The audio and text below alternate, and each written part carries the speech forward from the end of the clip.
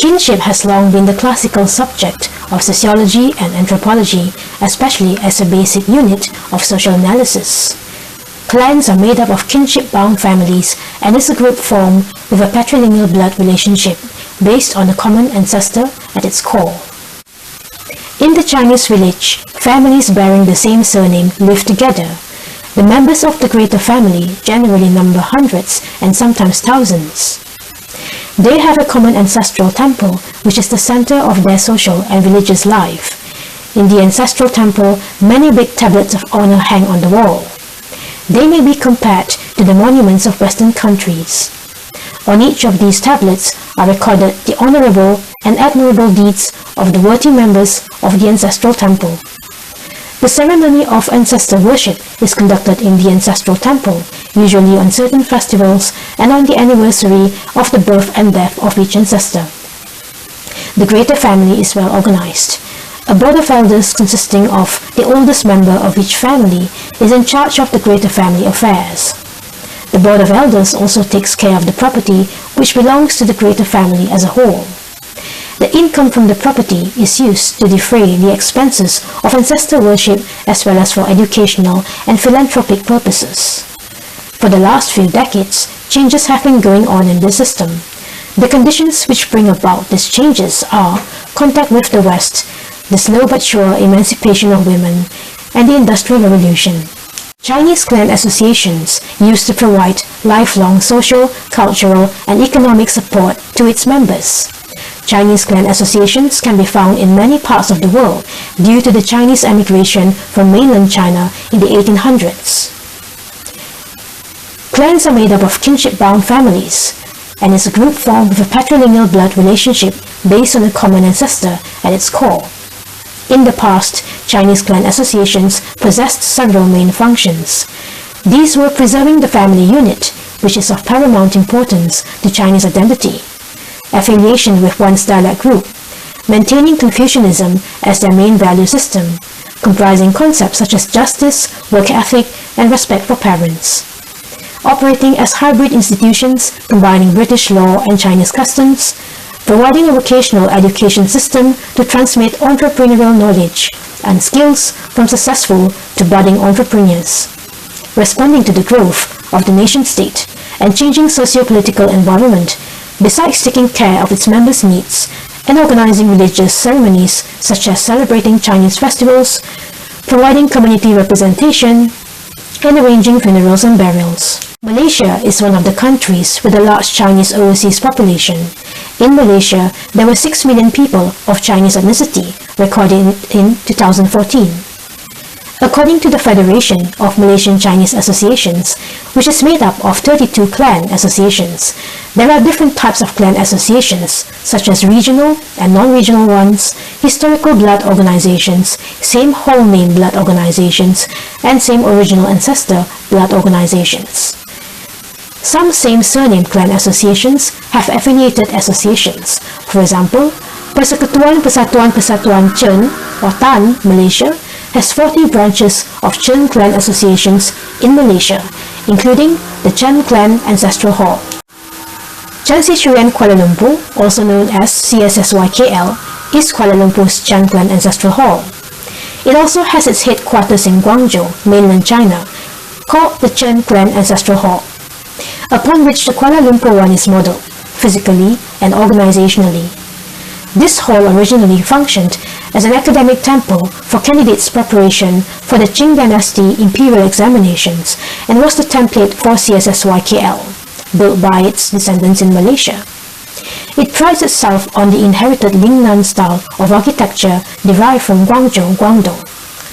The CIECI2020 building was modeled after the Chan Clan Association in Xiguan, Guangzhou, China, as a design blueprint which combined the characteristics of a family temple and an ancestral hall features, incorporating the ancient Cantonese-style art and Southern China architecture, which has a mix of Han and Bayue elements. In the West, in Europe in particular, one of the persisting kinship-based social structures is that of the Gaelic or Scottish clan.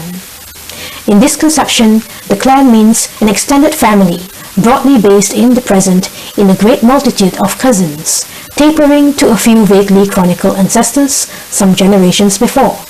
Scottish clans were territorially based, being predominantly pastoral in their way of life. As in other traditional societies, their language reflected the great importance of blood relationships in a man's day-to-day life. In Gaelic, a man's Slynat was his patronymic surname, referring a man to an ancestor 4 to 5 generations back, from whom a known group of clansmen was descended, and served to identify him among his fellows. In Western societies, however, the social importance of kinship has progressively declined, having been replaced by guilds and brotherhoods in the Middle Ages, the state in the early modern period, the market and voluntary associations in the 18th and 19th centuries, and social security in the 20th. According to Grave and Tabellini, 2009, large kinship groups were common in most early societies. Yet, on the eve of the urban expansion in China and Europe around 1000 CE, large kinship organizations were common in the former but not in the latter. Western self-identity has a heavy investment in understanding the long-term development of its kinship practices as successive contractions toward the modern nuclear family. Kinship is central to the project, and in this first phase, it resonated closely with property, thought of as something that continued down the generations and around which families, lineages, and dynasties constructed their hierarchies and alliances. States, economies, and societies entered into a second metamorphosis around the middle of the 18th century, with wealth, credit, and capital channeled in new ways, and states emerging that could no longer tolerate the colonization of their public institutions by private families. Corporations later replaced kinship as the basic social unit in both Chinese and Western contexts. Hart and Welzel, 2015, mapped the world on a graph comprising different value systems. These are divided into 4 sectors, which are traditional, secular rational, survival, and self-expression values. Traditional values emphasize religion, family, and deference to authority, while secular rational values do not prioritize these. Survival values emphasize economic and physical security, while self-expression values emphasize humanitarian concerns such as environmental conservation, acceptance of foreigners, and participation in decision-making. On this graph, Confucian values and Protestant European values are interestingly situated right beside one another, sharing similarities despite often being contrasted. In Confucian heritage cultures, impulse control and academic achievement may be identified as 2 of the most important goals of socialization.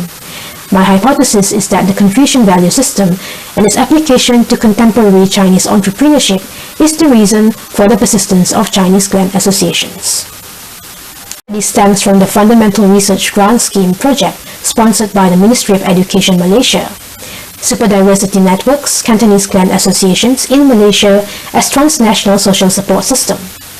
This project focused particularly on the Chan Si Chuan Kuala Lumpur and Selangor Clan Association, or CSSY-KL, which is an example of a historical heritage building which continues to function today, albeit in an evolved form.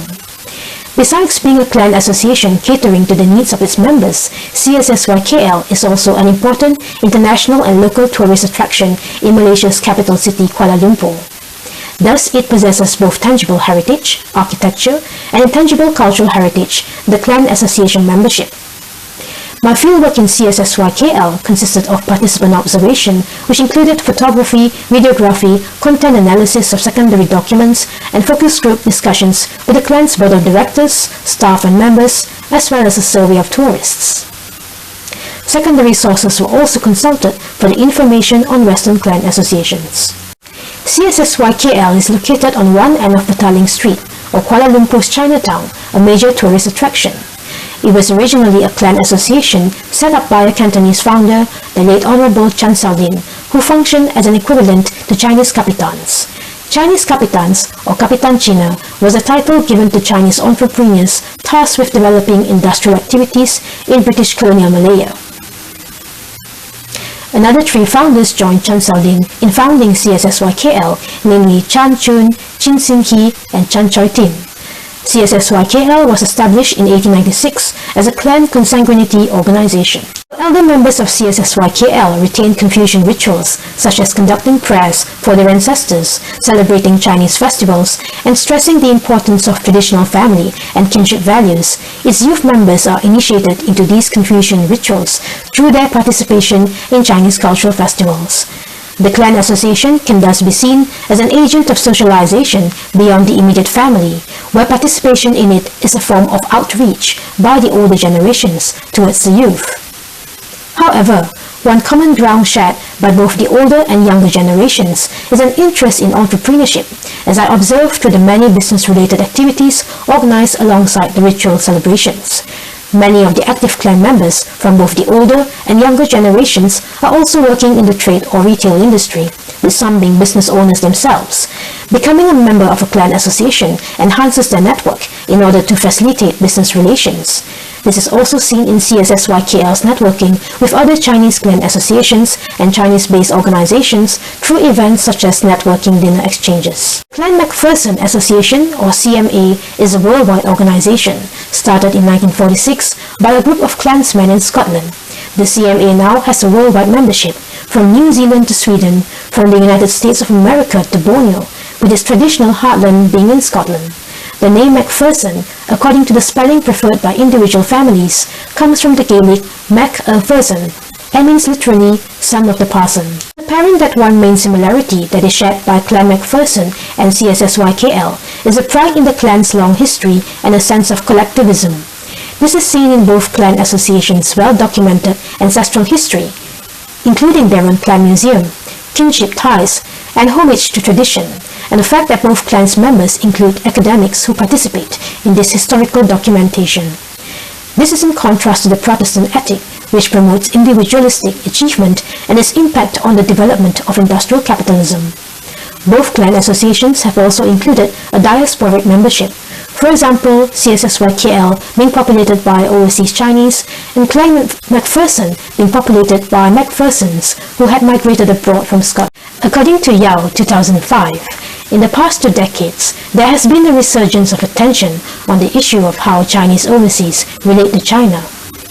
This was due to 2 factors, which are the economic success of Chinese overseas as well as China's own rise as an economic superpower. Many writings took a primordial bent, portraying the economic interactions between Chinese overseas and mainland China as a natural outcome. Yao argues, however, that Southeast Asian Chinese in general have been distancing themselves from the ancestral homeland in China and are instead increasingly rooted in the new host countries. Yao cites the case of the Malaysian Chinese, which during the British colonial period in Malaya were divided into the China-oriented group and the Anglo or local-oriented group. He notes that over time, the orientation towards China decreased, while the local orientation increased. In addition, Yao notes that the Malaysian Chinese identification with their ancestral village and towns in China used to be measured by their command of dialect and their occupation. However, after the Second World War, the younger generation of Malaysian Chinese have diversified into other careers regardless of dialect group. Those educated in English or Malay mediums were more prone to cease identifying with their ancestral village, as were some of the Chinese educated. Furthermore, there is the issue of intra-ethnic diversity among groups of Chinese overseas, such as the Malaysian Chinese. Often lumped together as a single category, the differences in the way individuals identify with their origin cultures should also be explored. Finally, collectivism has often been attributed to Confucian societies. Hofstede classified Chinese majority societies such as China, Taiwan, and Singapore as collectivist, and this was echoed by many others such as Leung and Bond, Schenker and Ronan, and Lockett, who found a strong group orientation, particularly in China. The influence of looking towards mainland China may have been pivotal in educating Malaysian ethnic Chinese towards embracing similar group orientations. Confucian values have also been contrasted to the West, creating an East versus West dialectic.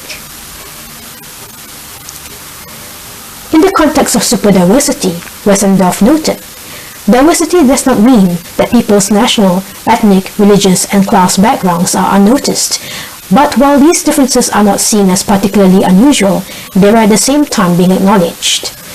In the larger picture, this also suggests that this clan association, in particular, has evolved to adopt new social functions beyond just that of providing welfare for its immediate members.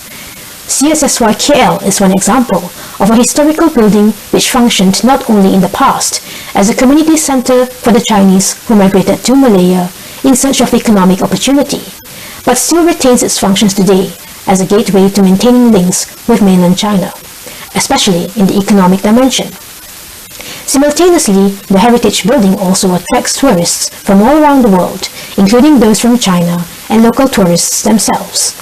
Beyond being an ages-old ethnic tradition, the CIECI2020 provides symbolic aesthetic meaning to the future of Kuala Lumpur's urban development and enriches our local cultural expression.